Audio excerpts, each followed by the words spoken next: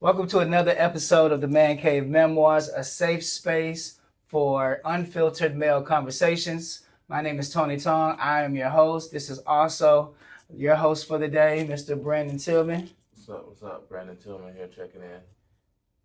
And today we have a special guest, my friend, my colleague. I've known this guy for a long time. Very, very prolific and profound in the realms of radio, nightlife, entertainment. DJ Tremaine. What's up, y'all? DJ Tremaine checking in, South Georgia. DJ, 478, all that good stuff right there, man. Legendary. Been around for a long time. How long is a long time? For those that don't know you, kind of introduce yourself as far as, your accolades, what you do. Yeah, man. So, for those who don't know, I've been a DJ pretty much all my life, you know what I'm saying? Been in the game 25 years, been on the radio 23 years, been rocking clubs, city to city, state to state, travel, DJ for a major group, Field Mob, what's being the DJ being responsible for breaking their record, as well as an artist named OE and plenty more artists to go down that list. But them the ones from the 229 that's always been special to me. Absolutely. And the reason why I wanted to have you on this show today is because what we're going to talk about is how music plays an impact on society and influence and culture. And you just being around music for as long as you have, I just felt like you were extremely qualified to bring into the conversation. So you say you've been DJing for about 25 years. 25 years, man. Actually, since I was 16 years old, bro. How'd you get introduced to DJing? My dad, a legendary DJ. You know what I'm saying? Kind of like how Mayweather was with boxing. Daddy put him on. I grew up in a house with a DJ, and a big time DJ at that. So that's all I seen my whole life. So by the age of 12, I started touching the turntables, getting familiar with it. By the time I was 16, my daddy said I was ready. So he threw me in the club at 16, Candy and Son, because his name was the Candy Man. Right. So it's Candy and Son, like Sanford and Son. Right. Candy and Son. That's how it started. So 2 years later, I got discovered by the radio station in Macon, Georgia. Started doing mix shows for them. 2 years, did that for 2 years. Then for the 2000, I actually got my first full radio job down in Albany, Georgia. That's where it changed my life. Time I got on the radio in Albany, I linked up with the group Field Mob. Came they DJ. Next thing you know, they got a major record deal. Right, I remember that whole time period. Yeah. The whole Field Mob. And we was doing music around that time, and just very young and interested in just being a part of the music industry and trying to make it from a small town in South Georgia. Me seeing Field Mob really gave us inspiration to feel that you don't have to be from the major city to necessarily get a deal, because these guys was from Albany and had the deal. So yeah. Oh, he actually got that same deal, man. But he was with a group, Southern Click, at that time right there, and they wanted to sign him as a solo artist. He didn't want to lead a group. He decided to take the independent route. But he was the producer. He produced the whole Field Mob album. Every song you heard was trap tracks. Was a trap track. So you know about the producing. You got publishing rights. Okay. Yep. So he had the same deal from DTP? Yeah, they wanted him to go. No, not DTP. The first one with MCA in 2000. Okay. Yeah. Was that was Jazzy Faye? Jazzy Faye came in the second one. Okay. The first one, the whole album was produced by OE. Actually, the Classy was on MCA. Right. Okay. Right. OE took that independent money and put out Living Like the Hustlers, which became one of the biggest independent albums and songs in the country. Man, I remember when I first heard that record, I was like 18, 19 years old, just barely old enough to get into the club, and it just used to have the whole club turned up off that singing the words. It was a Southern Soul record before we knew what Southern Soul was. Right. Now we understand what that record meant, like how that man still gets shows. And what exactly is Southern Soul? It's a new form of R&B. It came from blues. Okay. A lot of storytelling, a lot of relationships. Okay. But now it's kind of like the new form of R&B. You know what I'm saying? Like Southern Soul is not. It's kind of like a sing. It's no rap. It's definitely singing, but it's still storytelling. Because I feel Southern Soul doesn't get the recognition. It's it new. should, you know? It's new. It's a Right. new era, a new genre. Like I didn't listen to it when it was blues, but this King George Southern Soul with a little more 808, taking out all the drums, still putting that beat in there. Yeah. Oh, nah, we there. Yeah. Southern Soul is really taking over. I just did my first Southern Soul show about a month ago. I was in front of 3,000 people outside. They didn't want to hear not one rap song. It was all about King George and So what? Jason. What areas of the map? It's is that down south right now. Because I know I heard it in here in Atlanta Georgia. yet. I know Yeah. I've heard a lot. So, but like, does it go stretch out to like the Texas or? Like Texas, Mississippi, Alabama. You know what I'm saying? It's going to Atlanta. Okay, of course. King George, then we got to do with Mike Clark out of Macon, who actually just got signed with College Park, and I think he got to deal with Epic, and he's up the chart. Not only that, Fat House's own West Love. Oh yeah. West Love is nationwide now. Mm-hmm. She got a line dance that work it that you can play anywhere in the United States. She traveling everywhere. I'm now. seeing she get a lot of traction. Matter of fact, let's give a toast to West Love. Yeah. Absolutely. The Southern Soul is definitely on their way. You know, it really getting a lot of artists second wave. Right. If you didn't make it in the R&B career and your hip hop career early, well, if you can sing and tell a story, What do you say that? What do you feel like the demo for that is? everybody, I tell everybody like this: everybody that listen to Jeezy, Gucci, Yo Gotti, we wonder where them people went. Mm-hmm. They King Georgian. Jason Jeter now at West Loving. Yeah. That's where they at right now. Anybody who's 40 and above is on Southern Soul. Mm. I even say 38. I mean, go ahead. Yeah, 38 on up, we Southern Soul.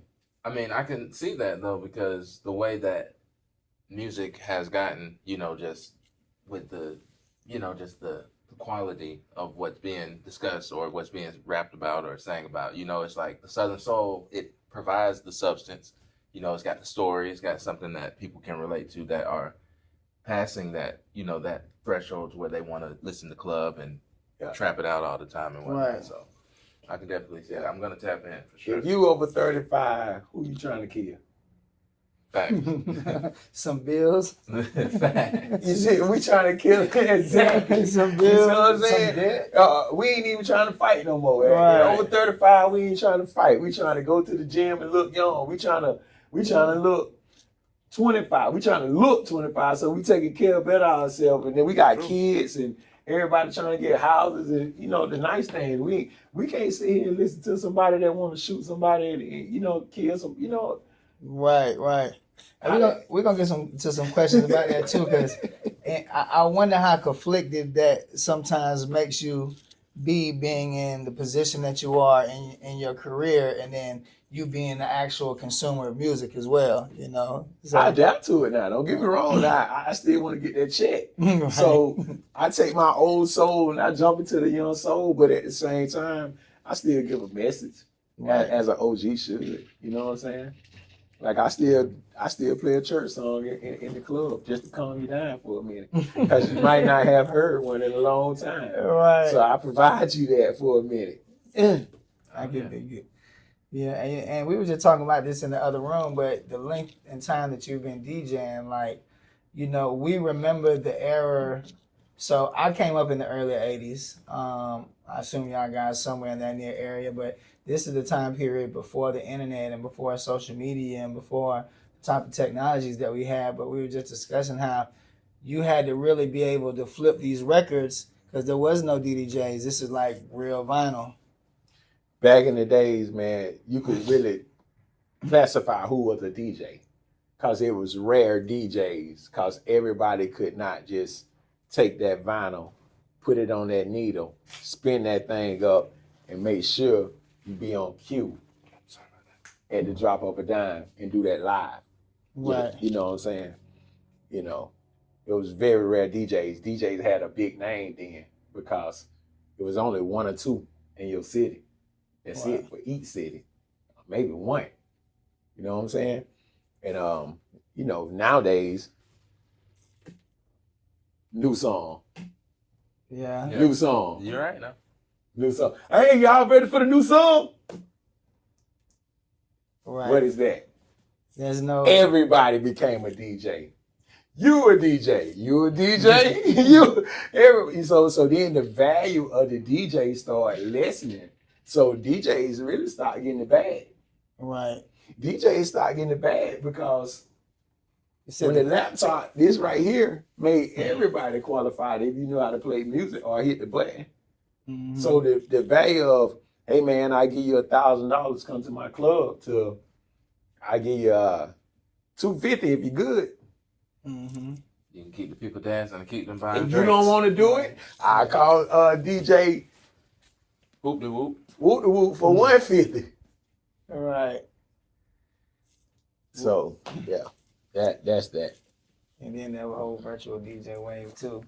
But before we get into a discussion, you know, I like to do a replay and just kind of think back to how our week was, what we're thankful of. So just to reflect back on the past week, how was your week? I know we celebrating a newborn child.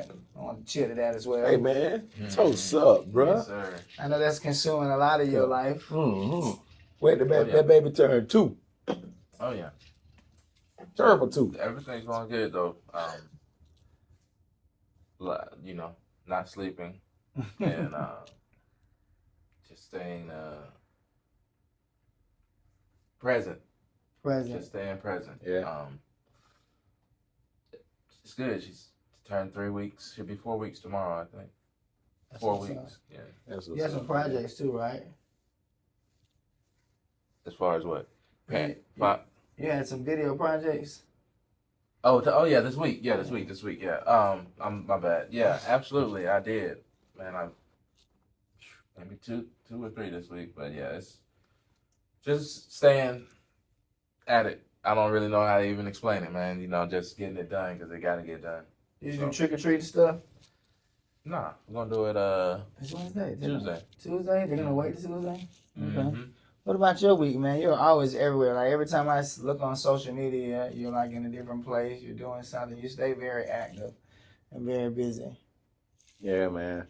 Yeah, shout out to all the cities I just left. I just did Albany State homecoming. Just did Fort Valley State homecoming. This week I just Shout out to the HBCUs too, man. shout out to Asheville, Georgia. I just man, we just went crazy on Friday night.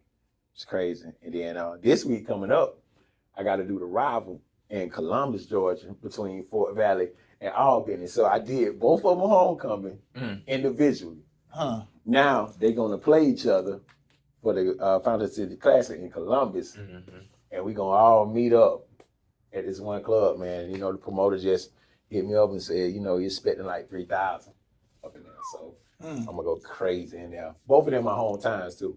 Right. Born and raised in Fort Valley, Warner Robins. I came up, Albany made me. I tell anybody that. Albany, Georgia made me. Shouts out to the Benny. They put me on their back and took me to a different level. So Right. it's special to me to DJ that event. So in your job, program director, correct? 107. That also 107.9 The Beat. So how do you juggle it all? Like, you know, you being on the road DJing all weekend and coming back in, doing your full show and your duties at the station. I mean, it sounds like it could be pretty strenuous. At the same time, really, I don't know nothing else. I've been doing it my whole life. Like, You got to get done. when they think about juggling it, I never thought about juggling it because it's always been my life. I've been on the radio since I was 18 years old. That's quite an achievement. I'm 45 years old, bro. I've been on the radio since I was 18. My first full-time job, I was a backup DJ with Jammin' J in 98, 99. So that means when he went out to do the club, because he was the big dog in Middle Georgia, I would come in and do the mix show on the radio. Mhm. But that was my start. So when he became the program director in Albany in 2000, who you think he called to come with him? You. He called me. Time I got to Albany in 2000, I'm on the radio. Next thing you know, they're going to film Marvin OE. Boom. As soon as you get there, so this is your early 20s. We was I'm like 20. What? And I'm 20. this is 90 what? This is 2000. 2000. We in the 10th grade. Well, Yeah. I'm in the 10th grade. It took off. Boom. Time I touched ground in Albany. The area code even changed. Used to be 912. Yeah. And then, Time I got to Albany, the area code changed. 229. So we took the region and screened 229. What's your area code? Mine 229. 229. Over with. It was a new breed for new people. We was the new people. And then I had just went there. right. And that's Listen. awesome. This is history. Yeah, that's dope. Never worked a really a traditional job, right? Radio. Well, that is Oh, true. well, no, I did work at Pizza Hut for 2 weeks. I seen my check was $100. I quit. I quit. I got one check, $100 and some change. I was like, never in my life. Boy, this is torture. Shouts out to the hustler spirit. But I tried Pizza Hut. I can't make a pizza to this day. Was you already DJing when you were working that job? Of course. Yeah, I wanted some rims. I wanted the bow-legged rims on my car. You know the one that used to stick out and we put the days in? Uh-huh. I had to have them, my boy. Yeah. I was 17 years old. I was on the radio. So you had to have it. I had to have them, boy. It was somebody. Yeah. I was that guy. Right. Man, No. that's awesome. Them were the best days, man. I love the 90s. I miss the 90s. And we were talking about that too. So like, you're like 18 years old, living through the whole Freaknik era, and actually have the ability to go and experience it as a child when you probably wasn't even really supposed to be there. But you was in the middle of it. 11th grade year, 12th grade year, boy. Y'all missed it, boy. Y'all missed it. It went down. My 12th grade year went down on the interstate of Atlanta because the traffic got so blacked up. You just got off on 75 and take your camcorder and just record everybody just going crazy. A whole lot of booty shake going down. That's what it was all about. We went on no gangster music. Everybody booty shake. Don't stop. Pop that. Let me see that doodle burn.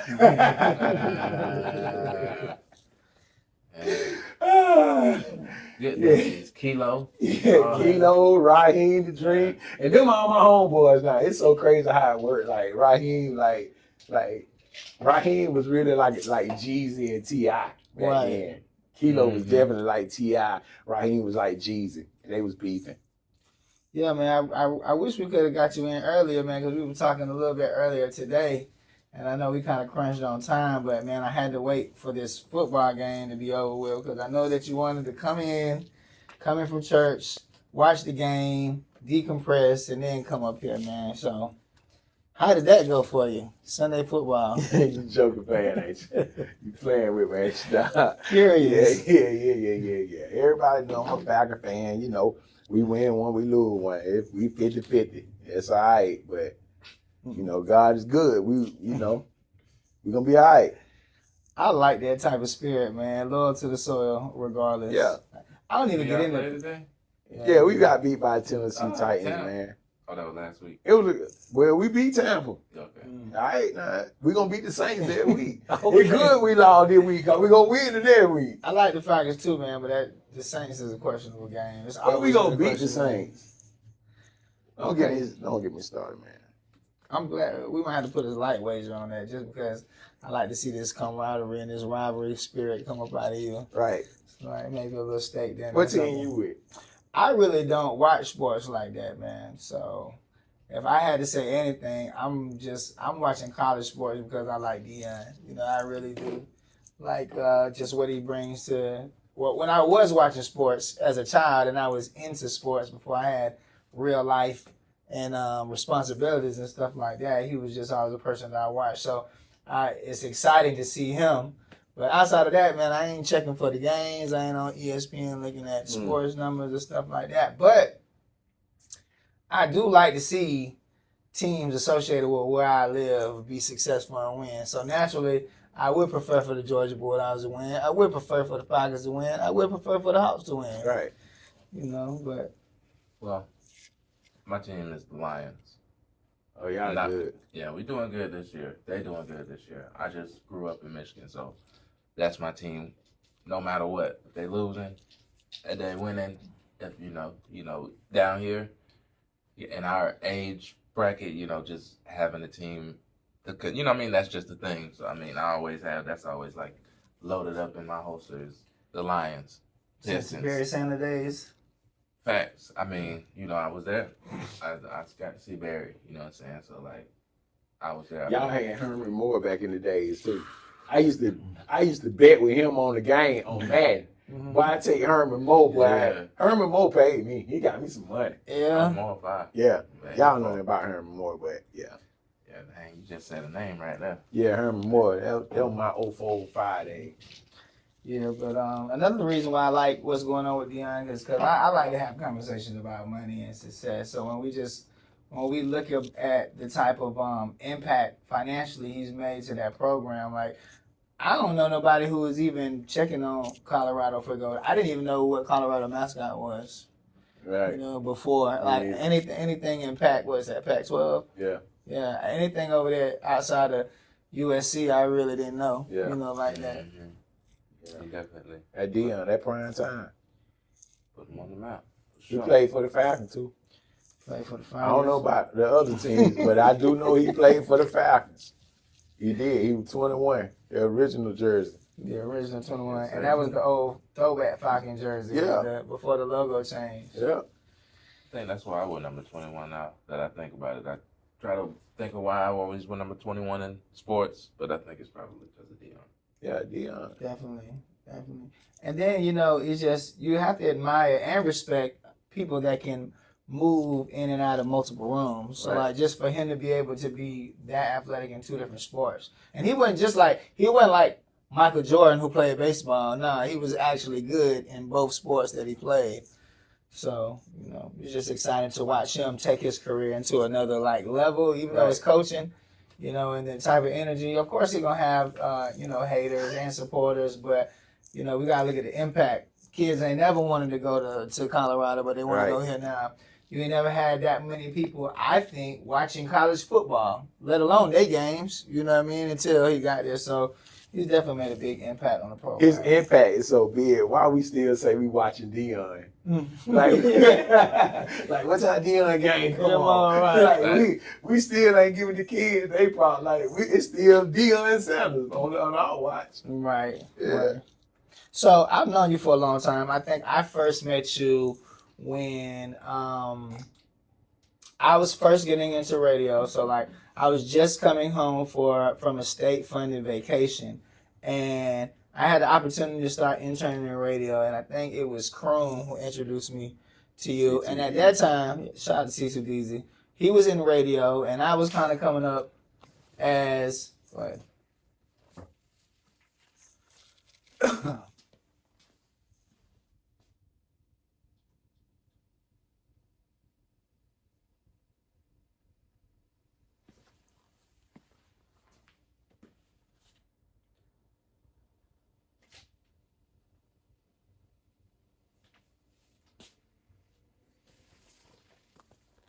So, I was interning. And then I was really heavy into music. So I kind of was following this Kroon idea that if I was on the radio, I could spin my records or at least find a way to put them in the mix. Right? So I did a mixtape. You came through and hosted it. And at that time, you was already popping. I remember going into the mixtape shop, right? And it's 100 different DJ Tremaine mixes, all through the glass. He got some other mixtapes, but all these DJ Tremaine mixtapes. And I was like, man, this guy's really, really working, man. Then I had an opportunity to build a relationship and actually meet you. But in the past years, I think that we've grown a closer relationship, and then knowing you in a realm outside of radio and music, I see that you are, in investments, right? And you kind of like to put your money in different places.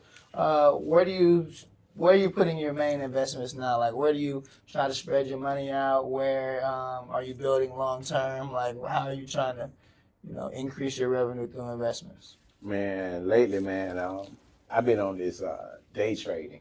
Okay. You know what I'm saying? Just trying to find something outside of DJing. First one was credit. I learned credit restoration. So I can. What kind of credit score you got? Hmm? What kind of credit score you got? Like a 729. I done bought some things. Right. That's not bad. I was trying to get to 800, but I bought some things. But you know what I'm saying? It's still a 720. I'm good. Yeah, that's right. And I learned about credit, so I was able to help people, fix their credit. Just taking simple steps. So that's one thing that I started jumping into. But day trading is my new thing, because I tell everybody, after I get finished DJing, bro, and get finished with radio, I'm going to retire. Mm-hmm. And I'm going to retire with my laptop, just making a few trades, making me a few $1,000s a day. Mm-hmm. What does retirement look like for you? Like, when we talk about retirement, especially for people like yourself and myself, people who are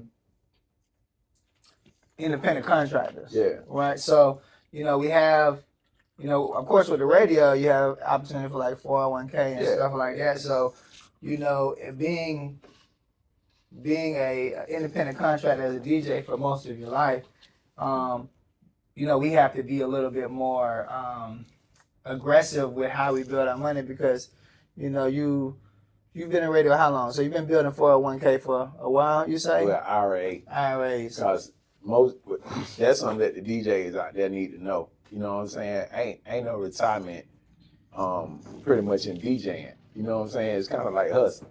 Right. You trapping parties. You know what I'm saying? You setting this price, you got this product, and you bring it in. It's kind of like trapping in the streets. Mm-hmm. So you got to set yourself up with an IRA.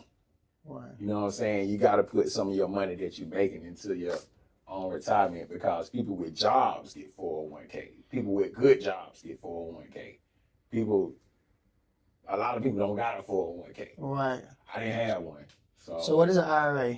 IRA is like basically, it's kind of like how you put money into a 401k. Right. You just put your own money into your retirement. You can't get it out until you reach a certain age. Okay. Okay. So at the same time, when I get better to retire, I can dip into my IRA.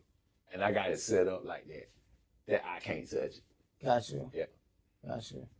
So where do you see yourself at with day trading? Day trading, I see myself, this is my first year. I started in January of 2023, and I'm closing in on my first year. I got a few strategies that work. Now I'm finna put the bag into it. I feel like in another 5 years, I'll be a successful day trader. I'll be where I want to be. Gotcha. I feel like I can wake up in the morning at 4 o'clock. I can make me $1,000 by noon. Lay that down. But yeah, you know what I'm saying? Lay that down. But see, in day trading, you got to understand it's 24 hours. Mm-hmm. Like when you trading Forex, it's 24 hours. So I can jump up at 4 o'clock when the London market open up. I can make me a couple of $100. But hell, the United States market open up at 9. Right. And they boom to 12. So from 4 a.m. to 12 a.m., you can make unlimited money.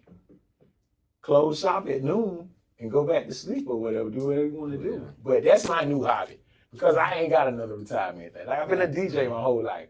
So what? I ain't finna go work. You just bought a house too. So, Yeah, so just bought it, you yeah. got some equity in that. I got equity, but yeah, I don't leave that alone. Take that, rent that out, Right.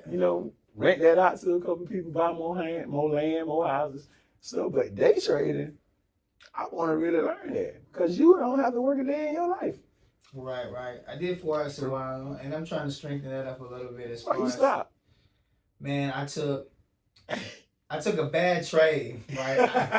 I took a bad trade, and it hit me so hard, because what happens is, and you know this too from like jumping in trades, and you trade options and stuff as well. So whenever you go up, you get a false sense of security, right? Right. Or that you really know what you're doing. Yeah. So then you start seeing things that's not there, or you're not looking at all, and you're overly confident in a trade.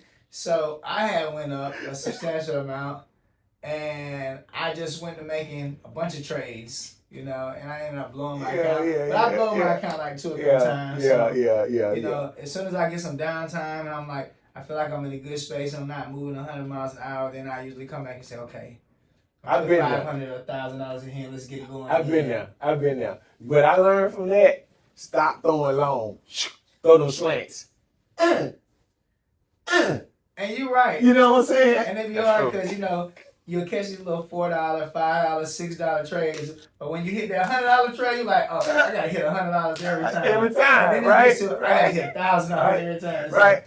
I want more than $10 every trade. Right. Give me 10. If I can make me $10 in 10 minutes, bro, think about it. How much is that? That's $60 an hour. Correct. Is that lawyer money? Doctor money? Who makes $60 an hour? Definitely ain't DJ money in your bracket. Not DJ, but I'm just saying, compare what people in life make $60 an hour. That's $120K a year. Exactly. So instead of trying to get the 100 going long, make it $10 in 10 minutes. You did those numbers pretty fast. Yeah, boy, you fine. Yeah, shout out to the calculator up there. What's your money markets looking like? it's ugly. I'm just saying the market period, like with, the situation with Gaza or whatever, I'm not speaking on all that, but just with everything going on and with us going into just the election and stuff like that. Mm-hmm. I'm just really sitting back, holding on to cash and just watching. You got waiting. some long-term options open right now? Or none No. at the time? Okay.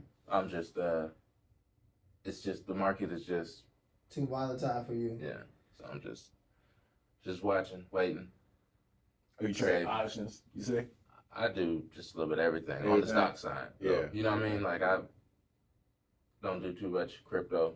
I haven't done Forex. You know what I mean? I did a little bit of learning, but I haven't, put any anything into that. But yeah, just stocks mainly. Yeah. But yeah, like I said, right now it's just watching, just with everything going on, and it's a lot going on, man. So yeah, you just never know. One day we could wake up and the market could just crash, be going down. You know what I mean? Like, yeah, it's tough, man. Yeah, but it's okay though. We're gonna be all right. We always make it through. Matter of fact, I need to check the market right now because it opened up at 5 o'clock. Well, while you're doing that, I'm gonna bust out one of these sticks. Which market? Overseas? The Forex, like all with Forex trade, it opened back up at 5 o'clock on Sunday, and it closed down on Fridays at 5 p.m. Gotcha. Okay. But other than that, it's 24 hours. Mm-hmm. And what I learned is just go short, just go 10, 20 pips. They gonna hit. And I got I use a little trend thing that show me when to buy and when to sell. I got like a little five thing. There's is Webull Forex? No, that's crypto, I think. Okay. Yeah. I thought it had some Forex on there. Yeah. Forex, I use Forex.com. Look it up, Forex.com. Is the app and all that? Yeah. And you can do all your trading on there? Yes, sir. Is it free? Yeah. Like Robinhood and all that? You put your own money in. Yeah. A minimum of $100. But the platform itself? Mm-hmm. It's free. Yep. You just make your account. Cool. That's something I need to learn. I can show you a few little tricks that I got going on. I lost enough money to learn. Right.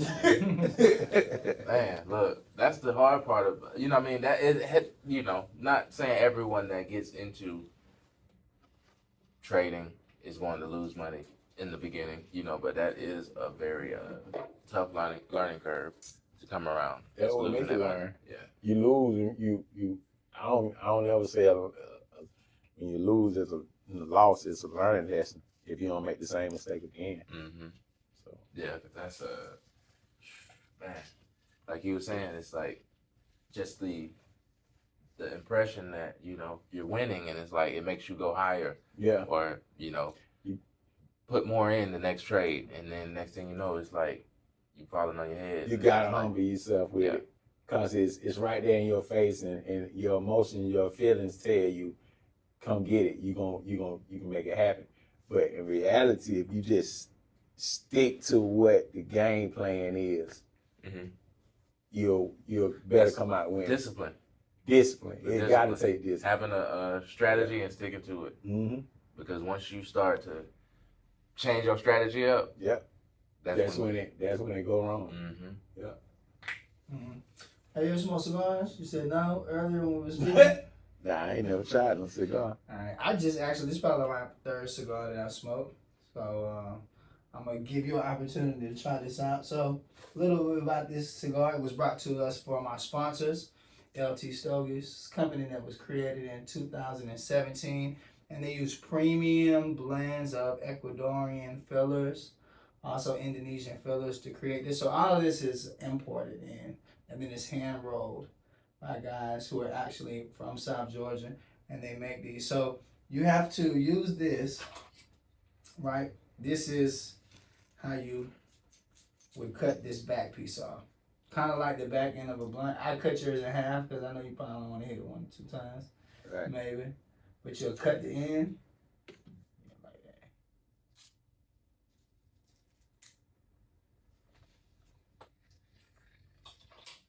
And you take a knife and you split it down the middle. Kind of. So this has a different flavor. I'll let you explain a little bit more about what you're supposed to do because I smoked it wrong the first time. Yep.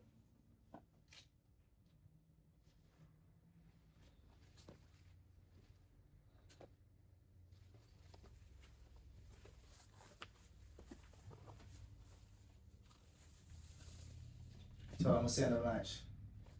Hmm. Tell her I'm gonna send her lunch. You already know this is.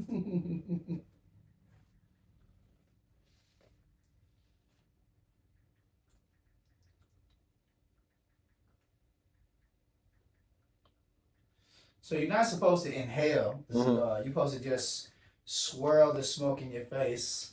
Excuse me, in your mouth, and just taste the flavor of the tobacco and the filler. They both look the same. Oh, it don't matter what side. All right, man. So how I do it now? Just don't inhale. So you're basically puffing, and you're tasting the smoke and blowing the smoke back out. Okay. And all different type of blends and tobaccos have different Do you flavors. put it in your mouth first and you light it up? I don't know. It's a good question. Puff on it. And Put another one in there. but you can hold it out in front of you. Yeah. And let it get not yet. Now hold it. Cause it don't make sure you don't burn yourself now, cause you gotta hold torch right there. Get that with it. Just hold it down. Watch it. You like a bomb. You like you must be cutting somebody's check right now. Yeah, I'm about scared. All right, so with you being on the radio, you also have to talk about stories and things that's going on. What do you feel like is one of the wildest things that's going on right now in entertainment, like just in the media? They got doing a list. The list Yep. about the places that you're not supposed to take the first date to? Yep. I can't wait to get on the radio tomorrow and talk about that. Oh my goodness, what list? You haven't seen the list? So I guess there was undoubtedly, like, there was a video about a girl being upset. Oh, I saw the girl that was going. The dude took her to cheesecake, and she wouldn't get out the car. Yeah, and And then but apparently he had reservations, and she was late, so they missed the place that he was supposed to take her, which was some fancy place. So cheesecake was the next viable option. Viable option. Yeah, just like having to pick something. So I personally like Cheesecake Factory. You know, I still don't get what her you know disposition was with cheesecake. Tripping, man. I like cheesecake in general. Too much bougie stuff going on.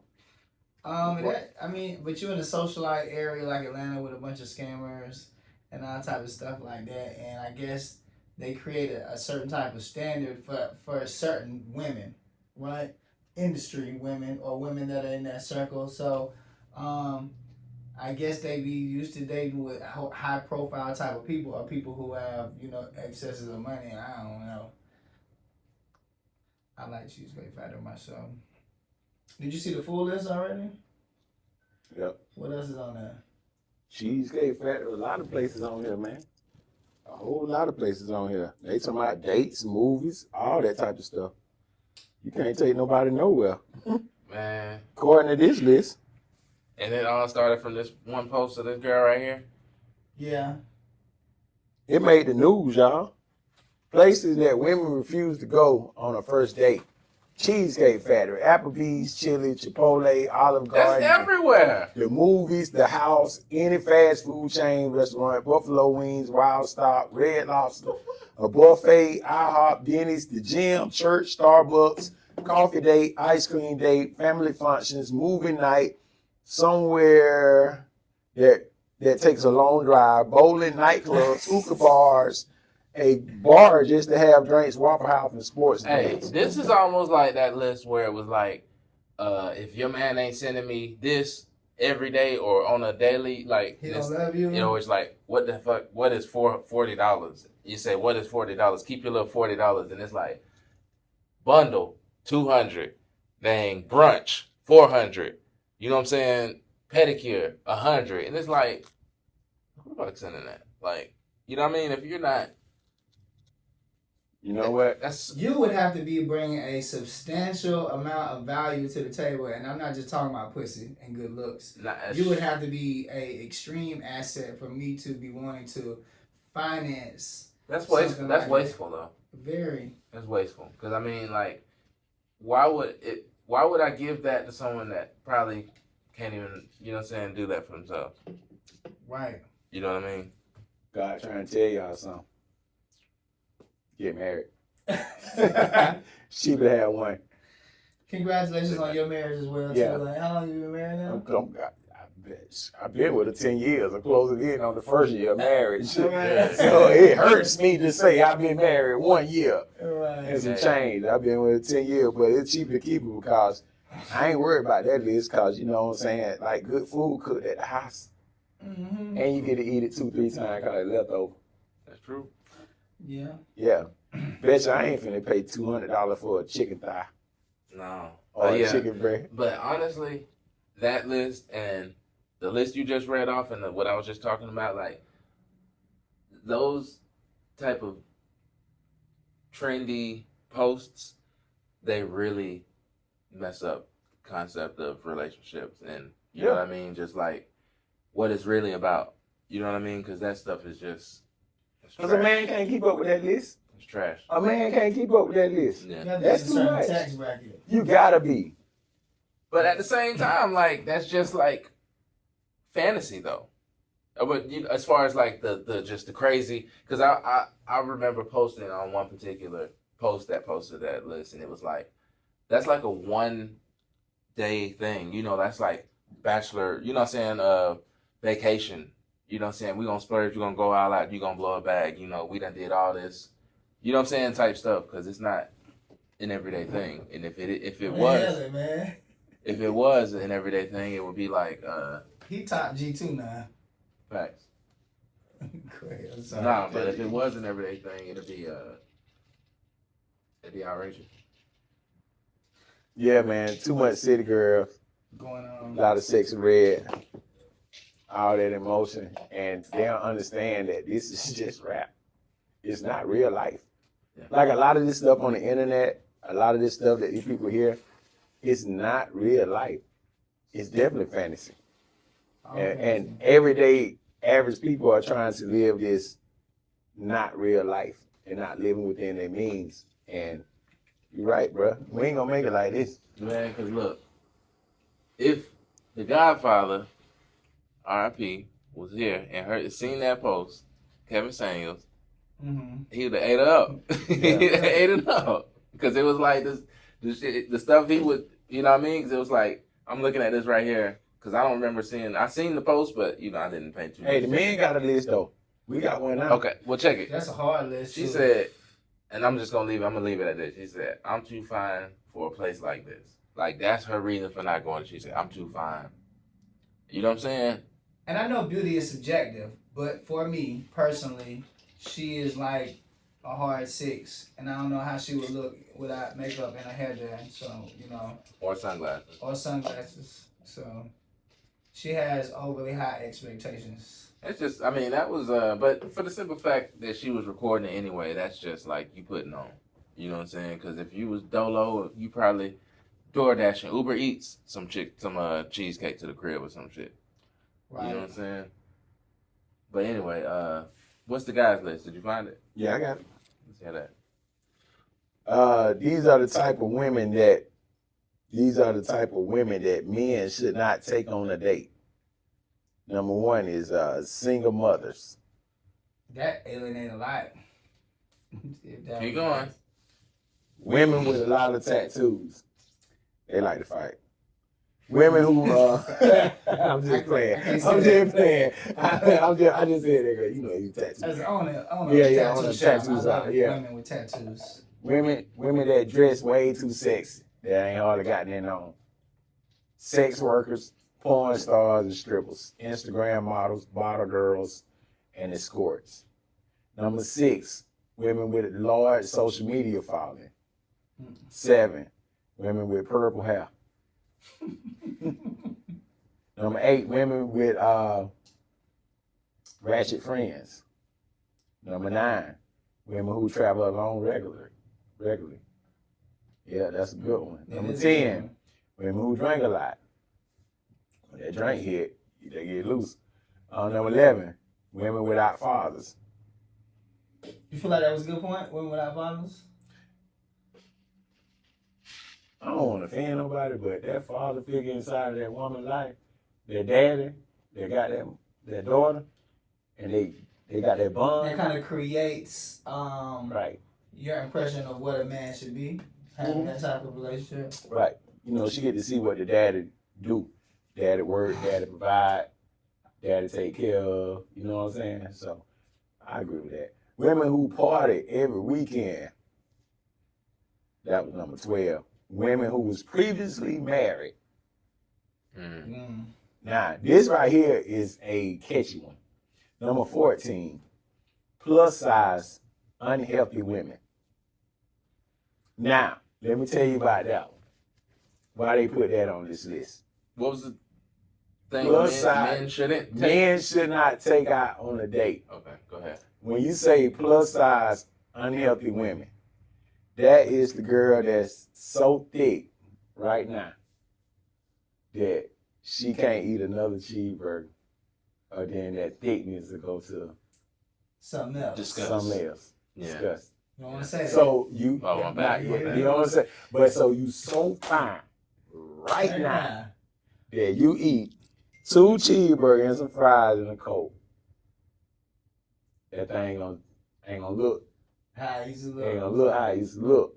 Yeah. If you eat that for 2-3 years, you know what I'm saying? So it depends on how you taking care of yourself. Now, if you gonna be that thick right there and you want to keep it right there, you got to do the part to go with it. But people use big for thick now as an excuse. Right. It's a difference. You gotta tone up. You know what I'm It's a saying? very thin line. It's a between thin line. Yeah. Super thick and And thick. overweight. Right. Exactly. What's the rest? Okay. Women on day naps. That's number 15. And number 16 is divorces. That pretty much. Day naps? Day naps. Women who take naps during the day, that means she stay up all night. All them girls on Tinder.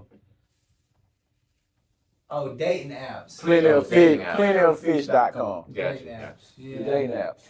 So based on what you said, like no children, no divorces, nobody Some of them don't make sense though, man. Some of them don't. Like single mothers. Everybody but Yeah, teachers yeah. and librarians. Like the first one don't make sense. Like single mothers, like hell, you supposed to be dating somebody that's single.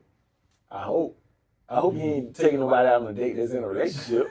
You know what I'm saying? So they supposed to be single. Right. That's the first thing. Right. Divorced, they can't help it they got divorced.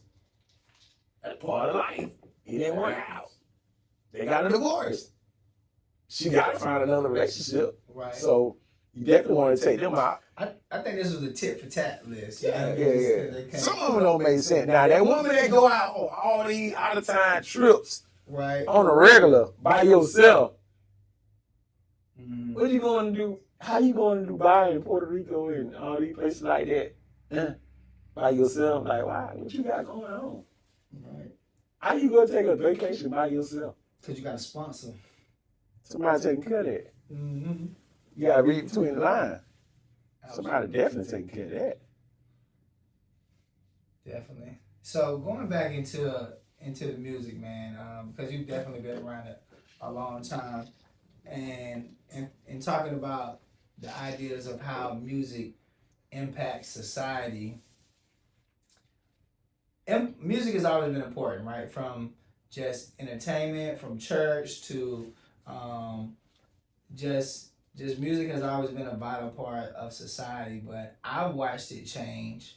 I watched the way that we received it. I watched the way that, I remember when I first started hearing about music, I was first looking at like blues players, like the Louis Armstrongs, and then you start to learn about, like Elvis Presley through his time, and music has been around so much longer than that. But when we started really seeing music being spread as a entertainment for the masses, and you had superstars and stuff like that, and hit records and stuff, I remember coming up in a time period. So I'm born in '84. So I remember when I first got exposed to hip hop and R&B. So, my father was a Vietnamese immigrant.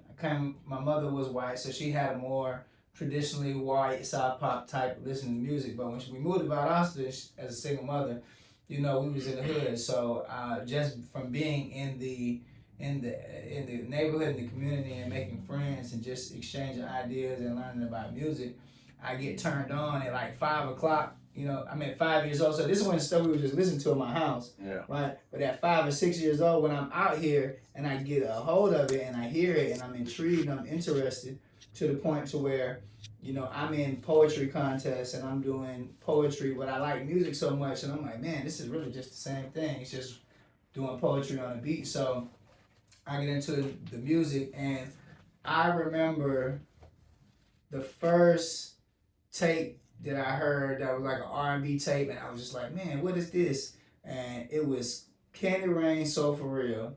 And my friend had it, and he would play it all the time, and I was just like, what is this? And then I grabbed the tape, and then back then, we used to dub the tapes. We put the paper in the top of the tape so we would record over it. Yeah. So I recorded this song, and I'm just like on Candy Rain, So For Real, so hard. 1995. That was 95. So I'm super young. I'm like 10 years old at the time, 9 years old. So now I'm in the culture of listening to the music, and there was a lot of restrictions. So, I was listening to like the first Wu-Tang Clans, and I remember the first Trick Daddy CD, and then I remember Thug.com hit, and that was just like a big thing. And the first tape that I ever remember buying with my own money was Coolio's Gangsta Paradise, and it was a single, right? But unless I bought it out of Walmart, where it was clean, I had to have an adult buy the CD out of the CD store because it had parental guidance on it, right? So when I was coming up, even with the radio, there was just a lot of stuff that you couldn't say or do. And of course, it intrigued us and attracted us, but you watched the whole 2 Live Crew era and the Tupac era, like, for using their First Amendment right, but using profanity, quote unquote, in their delivery of their message. You got people at Capitol Hill in front of Congress stopping on tapes and calling for boycotts and stuff like that. Sure, you remember, what is some of your earlier memories, of music? Snoop, 93. Yep. That was a big one for me. Just, being in that 3rd grade and hearing those lyrics. That's the biggest. you know, I got in a lot of trouble for that, having that, That's getting Snoop caught Dogg. with that. Yeah. You know, You got in trouble for getting caught with CD? Or tape. Yeah. It was tape. Tape. Mine was Poison Clan. JT Money. Poison Clan. The bitch eyes. That'll hold me up. Yeah. But you gotta go back and listen to the Poison Clan albums. Yeah. But I mean, yeah. We do remember that record. Of Yeah, course. yeah. I mean, yeah. I didn't talk about it, but yeah. Yeah, but you know, just how music was received at that time, like it was, you know, it wasn't as desensitized as it is now, right? It's horrible now. Yeah, definitely. But it's changed, like so. Anything go. When you first came into the DJ game, and could you come from a family of DJs, you know, so it was booty shake music first. So after the booty shake wave, what was the next wave? Outkast, Good Mob. We started having lyrics in the South. Right. In the South. It was Booty Shake. In 94, Outkast dropped that Player Ball, where Good Mob dropped that Cell Therapy first. And we got exposed to hip hop Right. in the South. Because we knew about rap a lot.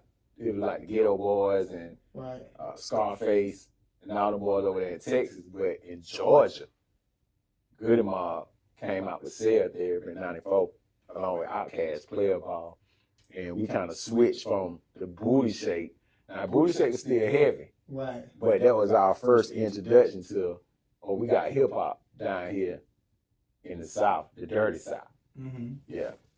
And then after that wave, it was like a more conscious sense of music, but it was still like there was a lot of substance in the music, right? So like It had a message Right. back in it. You know what I'm saying? Like, it had a message that we could learn from music back then. Think about it. When Good Mob and Cell Theory said something about they putting a chip in it's in the song. They were saying like they putting a chip in your skin. And we didn't understand that in 94 when they were saying that. But think about it. It was like 2023. You know we got that chip, right? Right. You know we all got that chip on us? Get where the chip at. In the phone. They didn't have to put it in our skin. But it's coming. It's coming. It's going into where it could be. Because we're going to get tired of this. Yep. Right. It's going to be all... Tired of tapping with the phone. Now we just want to tap with our fingers. That's why we ain't finna have cash no more. The cash finna go, bro. I see that already happening. Like, It's already happening. Mm-hmm. Cash finna be gone. They finna track everything digital. Mm-hmm. It's too many. They trying to stop the hustling. We move around with cash. You can make a play and you ain't got to report it because you're dealing with cash. Right. But in a cashless society, everything is digital. Every transaction is marked. Every transaction is marked. It's marked. Every transaction is marked. You can't fight it. Your cash, they want to accept it. So that's why people got so much cash. You see how people be throwing money on? Nobody want that no more. Cash can't buy you a car unless you got enough of it. Right. You can't take 10,000. Well, you can buy a hoopty, but you can't go take 10,000 down to get you a Bentley. Right. Ain't enough. But if you got that digital credit score, you can get it for free. I mean, you ain't gonna put it down. True. Rich get richer poor. Man, cash finna be gone. Y'all better start using that. Yeah. I don't know what to tell you. Diversify your portfolio. Get you some gold. Get you a little bit of crypto. Get you some assets. Yeah, well, we go back to the day. Digital free money. Right. What's that link again? Forex.com? Forex.com. Digital free money. Because if you learn a strategy, the world will forever trade. Absolutely. The world will forever trade. Financial currencies will always be traded as long as you're traveling. Forever. Yes. So you have this conscious wave, and I'm just thinking about music in a whole because I remember like these talent shows that we used to have, and we can't even put together these type of shows, but I remember talent shows where there was just like 600, 700 kids because there was nothing really for us to do. There was no social media. So you would go to either the mall or you would go to these talent shows or you would go to these shows where these teen jam parties. And a lot of it is booty shake, right? But then you come into this time frame with Pastor Troy. What was Pastor Troy's year? Pastor Troy came out in like 98. 98, Yeah. right? Yeah. So this kind of ushered in a new sound, and it was still like very. I had to sneak and go get this. I had to get somebody else to go buy this because it had parental advisory. So there was like no way for me to secretly download this music and listen to it. I had to go through a lot to get this album because in the 8th grade, this was the hottest thing going on. And it wasn't a lot of us that had this because, once again, you had to be 18 to get it. Mm-hmm. So we 13 years old. We can't even get that record. We trying to get somebody else to go get it or trying to dub it to a tape. And this is when CDs are first popping. People are still on tapes, but, you know, when you had the big Sony Discman and you try to stick it in your jacket pocket. Yeah. CD, so. If it was popping, they had the disc changers and the Clarion Chameleons. Around that time, that's right. 98 when all that stuff was coming out. That's some good years, boy. I didn't have it, but I remember people had it. You know what I mean? But it was still really, really hard to consume music. Like what you listen to on the radio, a lot of stuff couldn't even go on the radio. So even when we was on this Pastor Troy era, Pastor Troy became a like domestic underground phenomenon. He didn't even have records on the radio because of the type of music that he made. So there was no hit records, but he created this following, and a lot of other artists did it too. But the point that I'm making is that like the stuff that we listened to on the radio was like squeaky clean, like, and we listened to the radio faithfully because there was no social media, and we were talking about this earlier, but it was all clean and edited music. So they really weren't allowing us to talk about a lot of stuff. So then you come into this whole crunk era, trap era, right? So the crunk era was a very wild time to be alive. You're familiar, of course. You're a DJ. Say, Little John used to be a booty check DJ. He'd be a reggae DJ, wasn't he? No, he would just be producing the spot too. Like Lil John used to make a lot of beats. Right. Yeah, and he DJ. You know what I'm saying? It's just. What type of impact do you think that time period of music really? How did it influence the culture? For me, I just remember that this type of energy in the club was just so weird because it's like we were going out to have fun and an enjoyable time, but every time we were going, we were already prepared for a conflict. Like mentally, we're prepared for a conflict. We prepared for this song to come on and it's too much aggression or too many people bouncing around or whatever. How do you feel about it? Man, I used to have so much fun with crunk area. I used to bet the security guard song for song. Like, this how crunk we were. Like, we would bet that if I don't make them fight on the next song that I play, I gotta pay them. But if I can make these folks fight on this song, they gotta pay me again. And we would bet, and I would always win because of 2 songs. East Side, West Side, from Baby D, on Home Camp. You might not know about that one. But Throw It Up by Lil Jon and Pastor Troy. Guaranteed fight. Oh, or you can use head busters. With some head busters. By Lil Scrappy. And Trillville, right? Or Lil Jon, Who You With. Them fight records. But it was so fun back then. Yeah, it was good times. Crunk era. We fought so much we had to start snapping fingers. It went to the snap movement. The snap era was cool. I think that's when I was really kind of getting in, trying to make music. I mean, we were making music, but I think what I was trying to do was trying to assimilate to what people wanted to hear, like what the trend was.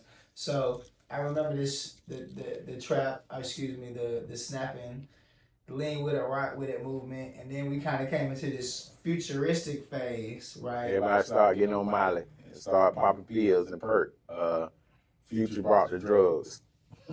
Future did bring the drugs. He brought the drugs was cool. Like Jesus selling the drugs and getting money was cool. Till Future put Turned everybody into into druggies. drug users, Drug users. sellers, Right. And yeah. to the users. So It made it cool to be a user. it made it cool to be a user. And that's when music, it sounded good, but Decline. it started taking a different approach. Because you're losing the substance. It's more Right. of a destructive You message. gotta pop a perk to feel like it's to relate to feel the song. Right. Because the music was hypnotizing to the Molly. Right. You take the Molly, you go there. Activated. So how does it? Okay. So in retrospect, how does that differ from, let's just say, Jimi Hendrix? So Jimi Hendrix made great music. He made music under the influence of LSD and other drugs. Yeah. But people who ain't under the influence of Right. LSD, other drugs, still relate and still are drawn to the music. Yeah, because the people that was on it still made it cool. They Right. made it feel good. Like, I never popped about it, but hey, I'm going to the moon. I'm going to the moon. I put my hands up and I act like I feel them. Right. You know what I'm saying? So, they go there. I do remember that era too. Like just that whole. And now, it's violence. It's straight violence. Everybody can carry a gun. Everybody can shoot. Everybody taking the rubber back off. Everybody getting pregnant right now. Well, not just violence, but I think that there's like a big. Of course, we used to talk about sex and drugs and music before, but it was very subtle. There was things that you couldn't say. You just kind of opened. You kind of hit it. Yeah. Now, when you got you booty old Brian, where they coming out with it now, I'm like, oh my God, man. And they come to me on the radio as the clean version. Like, the first time Sex and Red came to me with Pound Time on the radio version, I was like, I call other programs like, yo. What the clean version sound like? My coochie pink, my booty old Brian. This is the Pound clean Time. version. This is the clean version. This is the clean version. I'm sitting like, I'm calling other radio stations like, yo, y'all playing this Pound Time? Yeah, man, we killing it. All right, here we go. Boom, but it's this.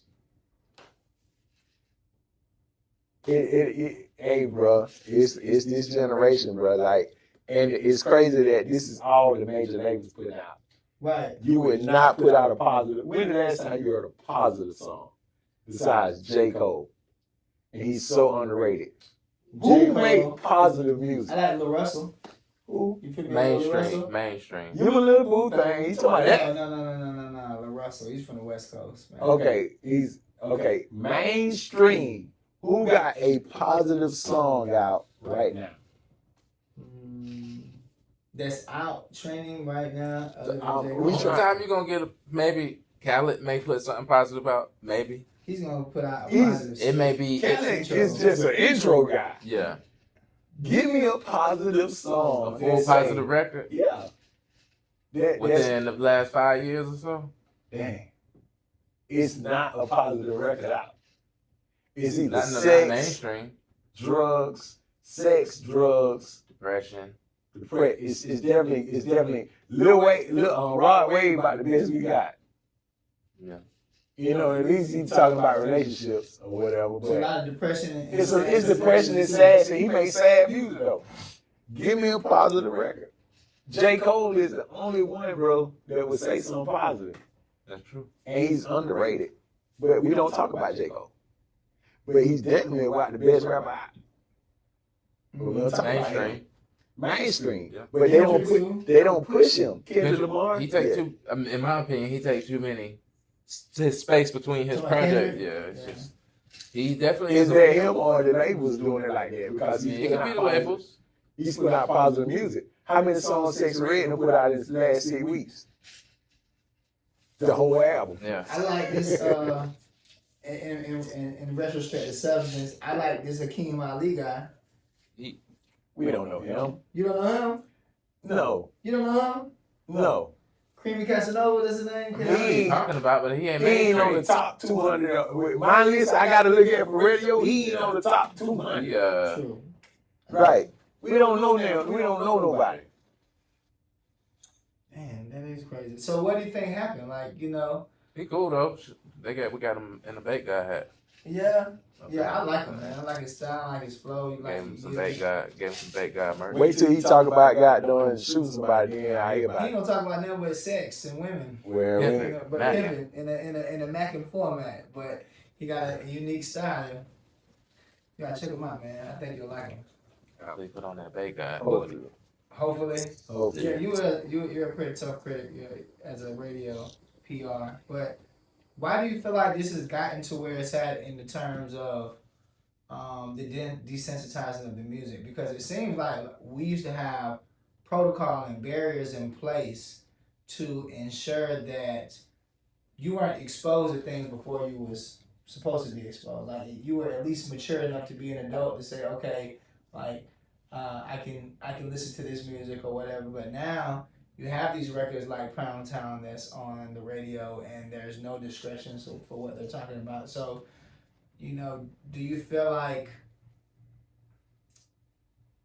profits dilute morality?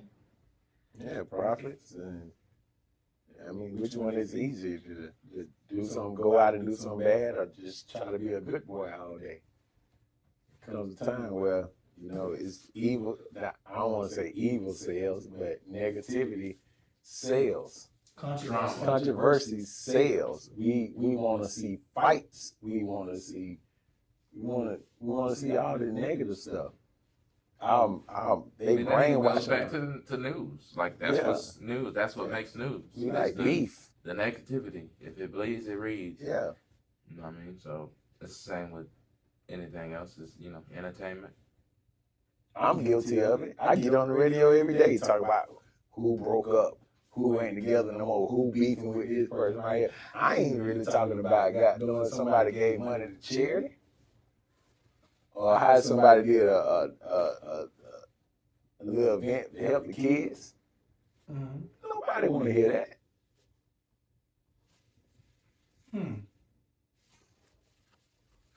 But do you feel like?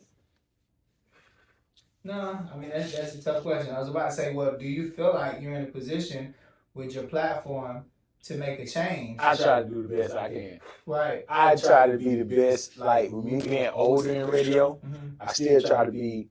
I gotta be relevant. Right. Cause if not, you know, get your ass out of the way, my boy. Right. Cause you ain't talking about it. So now I gotta talk about it.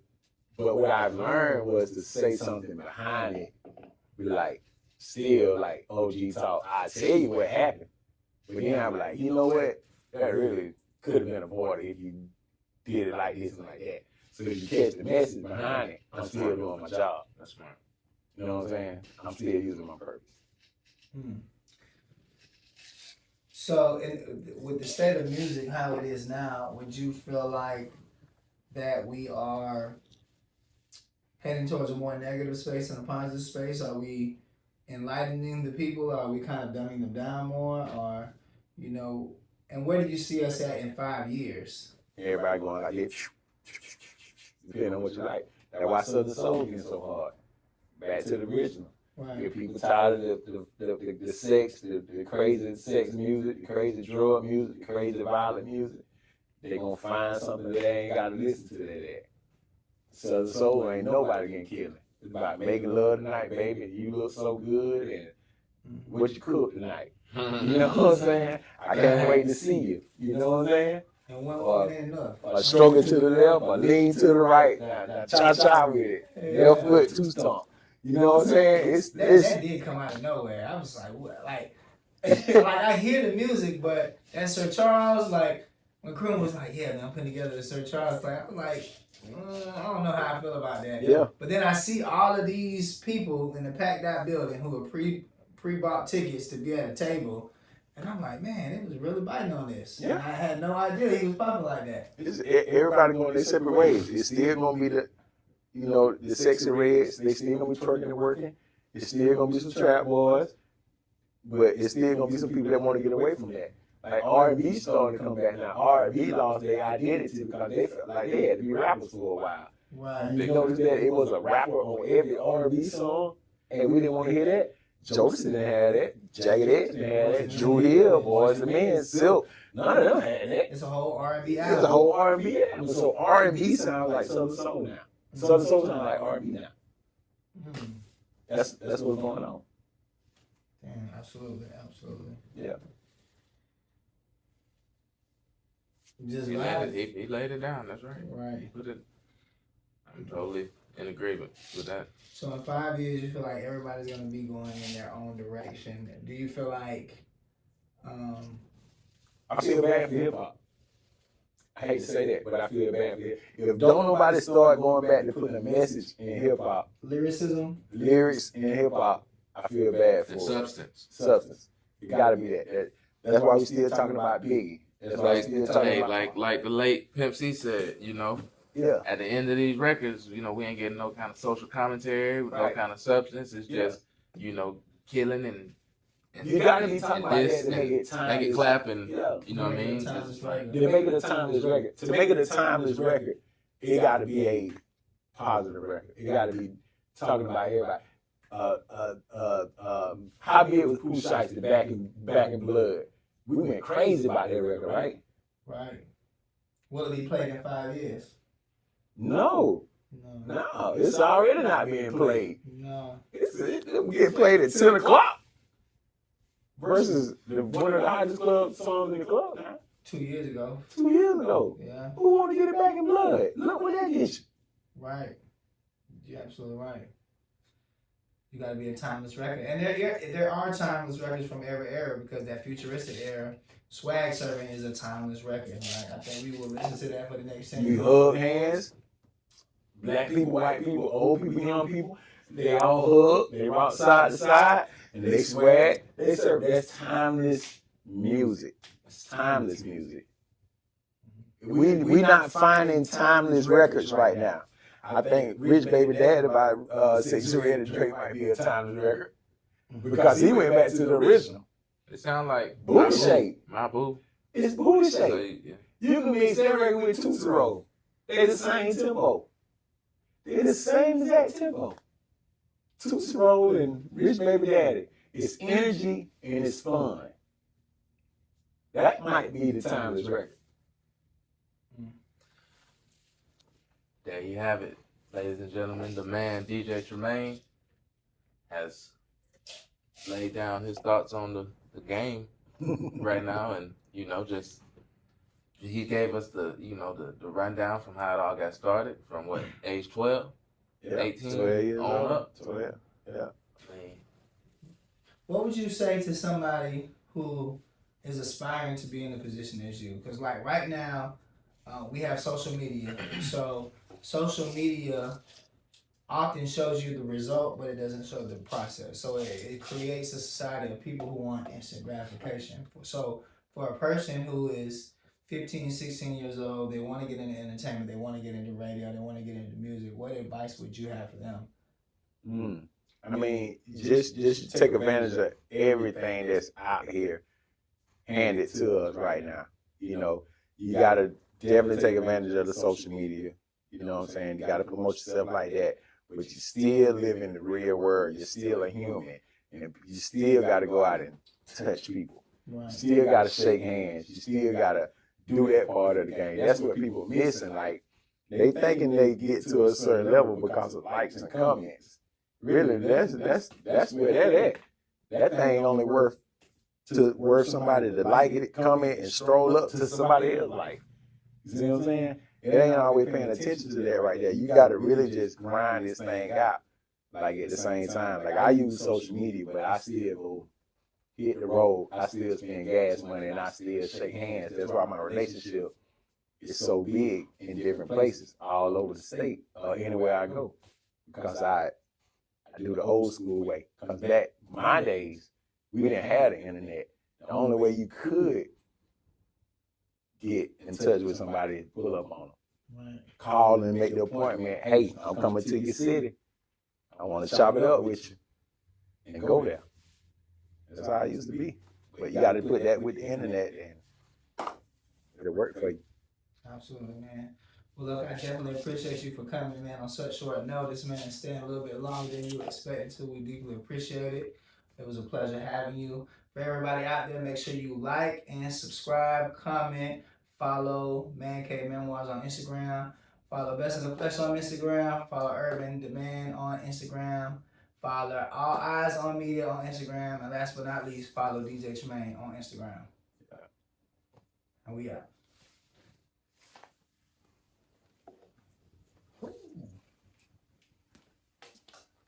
So much DJ Tremaine. It's after 8 o'clock. I need to be like, I'm supposed to already eat my pork chop. I'm gonna say, yes, Lord. You cooked all that? Oh, yeah, you say you from the. It is time.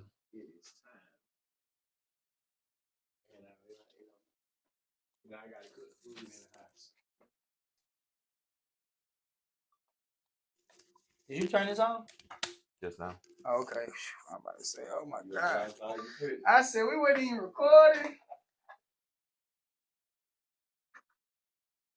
Nah, it's cool, sorry.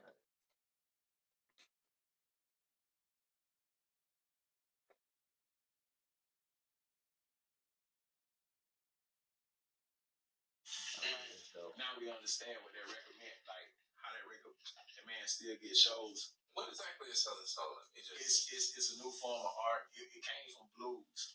Okay. From a lot of storytelling. Let me bring my shades next time. Yeah.